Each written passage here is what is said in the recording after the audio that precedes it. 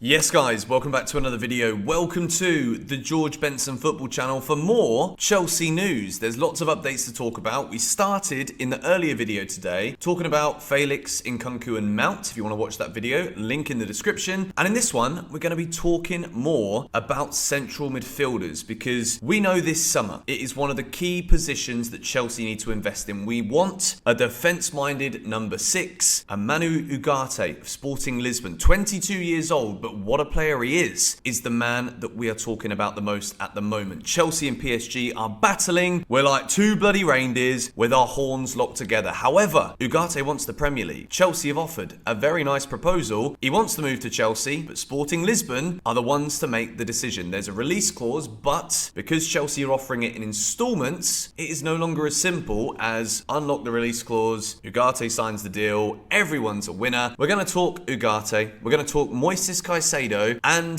N'Golo Kante. And we're going to start by talking about Ruben Loftus-Cheek. Actually, completely forgot about that because close to agreeing terms, AC Milan. Ruben Loftus-Cheek. It's such a sad story, this. Ruben was one of those players who, when you think about Ruben, let me know in the comments if you're the same as me. When I think about Ruben, I still think about a young player. I still think about Chelsea Academy boy, coming through, waiting for that opportunity. Now he's a Chelsea player. Now he is a Chelsea player. He's played a lot of football this season, asked to do jobs that you probably didn't want to do. Playing positions where it's not his position. AC Milan come knocking on the door. Champions League semi-finalist.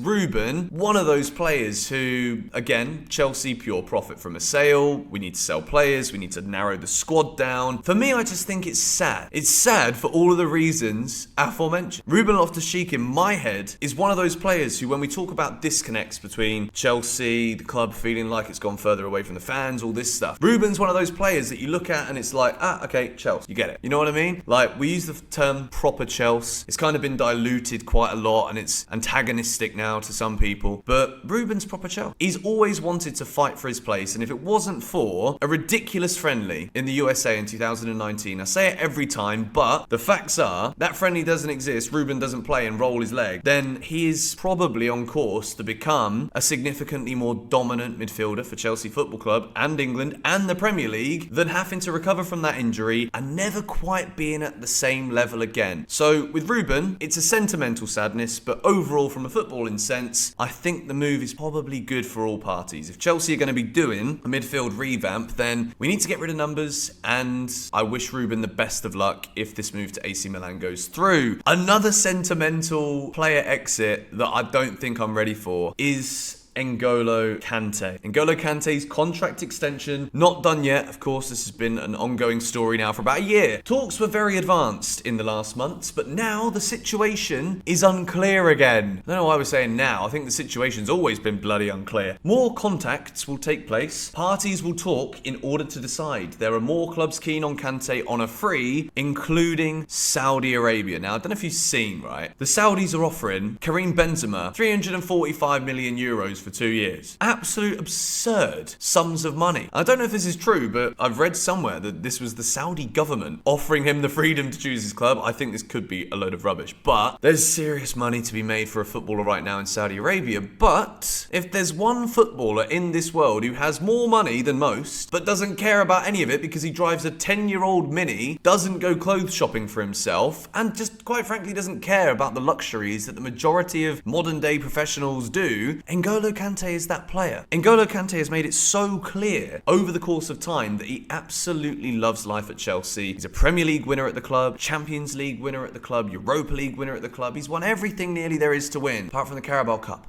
at Chelsea Football Club. And Kante has said time and time again that he wants to stay. However, we're talking about a midfield revamp. We're talking about a squad revamp and a new era under Mauricio Pochettino. And Chelsea, with N'Golo Kante, have a midfielder who is probably, I think, one of the top 3 earners at the club in terms of his weekly wage and salary. We're talking about signing, I think, 21-year-old Caicedo, 22-year-old Manuel Ugarte, who will sign on significantly less wages than N'Golo Kante. Chelsea are a club who need to to cut the wage bill, cut the playing personnel, Kante going off the books, I think it could be possible that we sign Ugarte and Caicedo, two young, brilliant midfielders to boost this squad, and we'd be paying the same as what we're paying right now to N'Golo Kante. So, financially, this makes sense for Chelsea to let Kante go. The reason it financially makes sense is because Kante is useful when he's playing. When N'Golo Kante's fully fit, he's magnificent. We saw it in the Champions League run. We've seen it time and time again. In the big games, when Kante is fit, he's the best player on the field. But when he's fit, and when is that now? N'Golo Kante is injured more often than he's not. And the age he is and the style of player that he is, this probably won't improve. And Chelsea need to be realistic here when we look at this. As much as I talk about Kante's my favourite Chelsea player, I've made that clear for years. I absolutely love N'Golo Kante. He even followed me on Twitter 10 days before he signed for Chelsea. And if I was making Chelsea news at the time, we could have started putting one and one together to make two to break the news Fabrizio Romano style, but I wasn't doing it at the time. But N'Golo Kante, what a player, what a man, what a person. But at the same time, we talk about ruthlessness at Chelsea Football Club. It's been a topic in all the videos we've done today. Pochettino will be ruthless. Chelsea need to be ruthless. So we need to keep on top of finances and make sure that we are building something for the future. And as much as Kante's experience would be so massive, if he's not fit, I don't see why Chelsea Football Club would pay another 300 grand a week to a central midfielder who's not playing. It's as simple as that. I don't think N'Golo Kante would consider a move to Saudi. I don't know that for a fact, but PSG, they've always been admirers of N'Golo Kante. He goes back France, he still gets good money, and he competes in the Champions League, where if he stays fit, that's exactly where he belongs. Because when he's fit, he's still a wonderful footballer. To keep him fit is a significantly more difficult story, but